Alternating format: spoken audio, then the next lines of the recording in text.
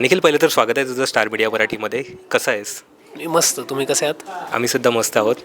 खूप सुंदर प्रवास तुझा पार पडला बिग बॉसच्या घरात आणि अवघ्या 3 वीक नंतर तू घराबाहेर आलेला आहेस. सो पहिलं तर कसं वाटतंय तुला? कारण खूप कमी काळ राहिला आहेस आणि तुला अजून राहायचं होतं हे आम्हालाही माहिती आहे. काय सांगशील त्याबद्दल?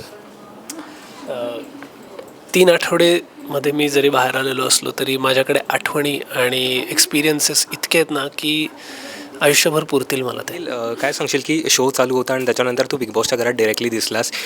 सो कसं झाला निर्णय की आपल्याला जायचं आहे बिग बॉसच्या घरात? मनाची तयारी केली होतीस का?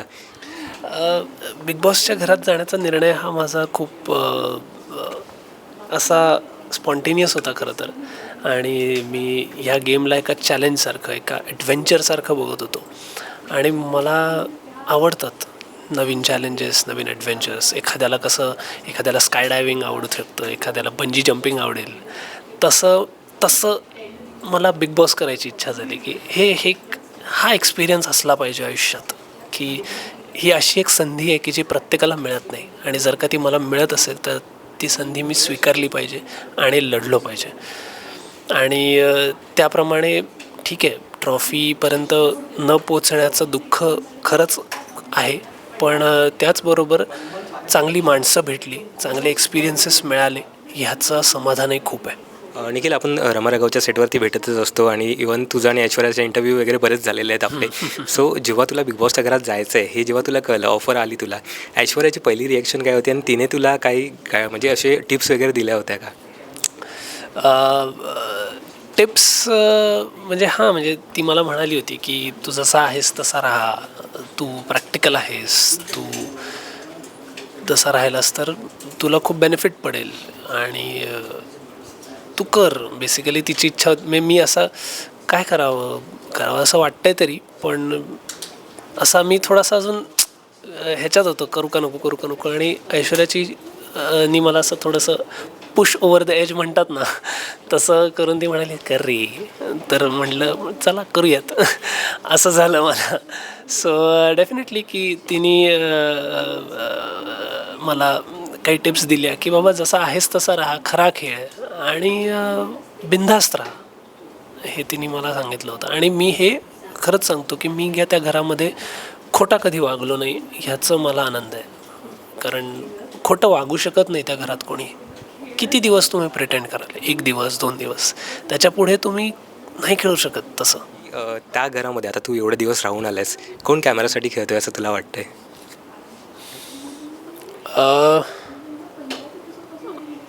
कॅमेरासाठी मला वाटतं कॅमेरासाठी खेळण्यात काही अर्थ नाही आहे. खेळायचं असेल तर स्वतःसाठी खेळा.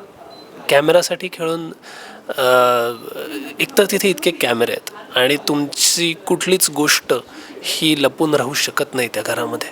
आणि ऑडियन्स बघतायत, त्याच्यामुळे तुम्ही कॅमेरासाठी म्हणून कितीही केलं तरी जर का तुम्ही खरे असाल तर लोकांना आवडाल, खोटे असाल तर तुम्ही ते कॅमेरासाठी करा अथवा करू नका. पण खोटे असाल तर लोक तुम्हाला ॲप्रिशिएट नाही करणार. निखिल, मालिका संपल्यावरती तू लगेच बिग बॉसच्या घरात दिसलास. तू मागचे एपिसोड म्हणजे मागचे सीझन किती फॉलो केले होतेस ते तुला म्हणजे आता पुढे कामाला आले वगैरे बिग बॉसच्या घरात जाताना, आणि काय असं वाटतं की कुठे आपण कमी पडलो की लोकांपर्यंत आपण जास्त पोचलो नाही, असं काय वाटतं तुला? बिग बॉसचे मी एपिसोड ह्याच्या आधीचे असे फॉलो केले नव्हते. डेफिनेट मी बघितलं होतं बिग बॉस, काही एपिसोड्स, काही सीझन्स, साधारण फॉर्मॅट कसा असतो, तिथे आतमध्ये काय काय असतं, ह्याचा सगळ्याचा मला अंदाज होता एपिसोड्सवरनं. आणि म्हणूनच मला ते चॅलेंज स्वीकारावंसं वाटलं. आणि राहिला प्रश्न ऑडियन्सचं मनोरंजन करण्यात कमी पडण्याचं, तर मी ज्या गोष्टी ठरवल्या होत्या की खरं खेळणं, जे मी केलं, मुद्देसूद बोलणं, तेही मी केलं. कदाचित खूप कमी शब्दात स्वतःचं मत मी मांडत होतो, त्याच्यामुळे कदाचित माझी व्हिजिबिलिटी कमी असू शकते. पण आणि दुसरं म्हणजे जेव्हा 4 लोक मत मांडतात तेव्हा पहिले मी बोलणार, माझं पहिले ऐका, माझं महत्त्वाचं आहे. हा जो एक स्वभावातला प्रकार असतो ना, हा माझा नाही आहे. आधी समोरच्याला बोलू दे, त्याचं मत काय आहे ते जाणून घेऊन मग जर का आपण मत आपलं मांडलं ना तर ते जास्त इफेक्टिव्ह असू शकतं असं मला वाटतं. हा माझ्या स्वभावाचा भाग. त्यामुळे मी तसं केलं.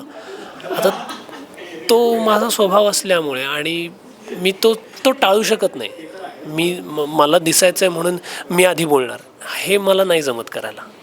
आणि ते माझ्या टीममधल्या लोकांनाही माहिती आहे. त्यामुळे कधी त्यांच्या मनात असं कधी आलं नाही की निखिल बोलत नाही किंवा निखिलला स्वतःचं मत नाही, असं घरात त्यांना कधीच वाटलं नाही. कारण माझं मत मी सगळ्यात शेवटी का होईना पण माझं मत मांडत होतो आणि लोकांना त्यातनं काहीतरी घ्यावंसं, काहीतरी त्याच्यात सेन्स, काहीतरी रिझन त्याच्यात वाटत होतं. हे नक्की. अरबाजसाठी तू तुझी कॅप्टन्सी सोडली होतीस, वाटतंय का की म्हणजे आपण ती सोडून चुकी केली किंवा आपण स्वतःला सेव्ह करू शकलो असं पुढे जाऊन असं? अरबाजसाठी मी जी कॅप्टन्सी सोडली तो मी एक त्याला दिलेला शब्द होता. आणि मी जर का तो शब्द कोणालाही दिलेला असो, अगदी तुमच्या वैऱ्यालासुद्धा जर का तुम्ही शब्द दिलेला असेल तर तो शब्द पाळलाच पाहिजे. हा माझा मुद्दा होता की जर का तुम्ही दिलेला शब्द पाळू शकत नाही तर तुमच्यावरती विश्वास तरी कसा ठेवायचा. आणि मित्राला दिलेला शब्द पाळणं एक वेळ सोपं आहे, पण जो आपला मित्र नाही आहे त्यालासुद्धा दिलेला शब्द जर का तुम्ही पाळता तर तुम्ही किती विश्वासपात्र आहात हे सिद्ध होतं. त्यामुळे आणि हे मी अरबाजला किंवा माझ्या मित्रांपैकी अनेकांनाही हे बोललो की म्हणलं हा जो मी शब्द दिला ना हा माझ्यासाठीच खूप मोठं ओझं झालं आहे आणि मला त्रास होतो आहे त्या शब्दाचा. मला वाटतं की मी कदाचित तो शब्द दिला नसता तर काहीतरी चित्र वेगळं असू शकलं असतं. पण आता जर मी तो शब्द दिला आहे तर तो पाळणं हे माझं कर्तव्य आहे आणि माझ्या कर्तव्याला मी चुकणार नाही.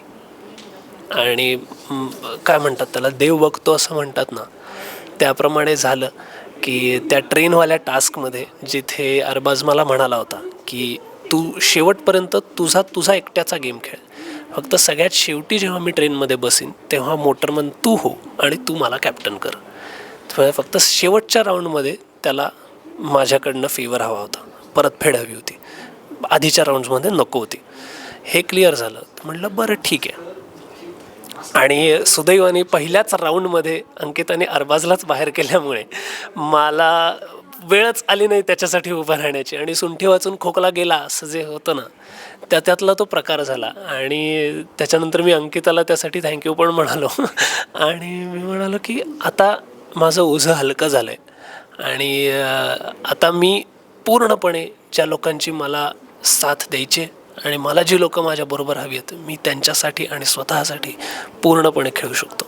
निखिल, तू शब्दाला जागलायस, पण असं वाटतं का की हा एक गेम शो आहे, तिकडे प्रत्येकजण आपापला शब्द दिलेला पाळतात का? पाळला तरी पाहिजे. म्हणजे मी पाळतो त्याच्यामुळे मी एक्सपेक्ट करतो की समोरचाही पाळेल. पण अगेन तुम्ही म्हणालात ते बरोबर आहे की प्रत्येकजण पाळेलच असं नाही. पण तुम्ही जर का एखादी गोष्ट चूक करताय किंवा अशी गोष्ट आहे की जी ऑडियन्सना आवडणार नाही आहे तर मला असं वाटतं की तुम्ही नाही पाळलात शब्द तर ते ऑडियन्सना खटकू शकतं आणि मग ते तुमच्यासाठी चांगलं नाही आहे. हा माझा उद्देश आहे.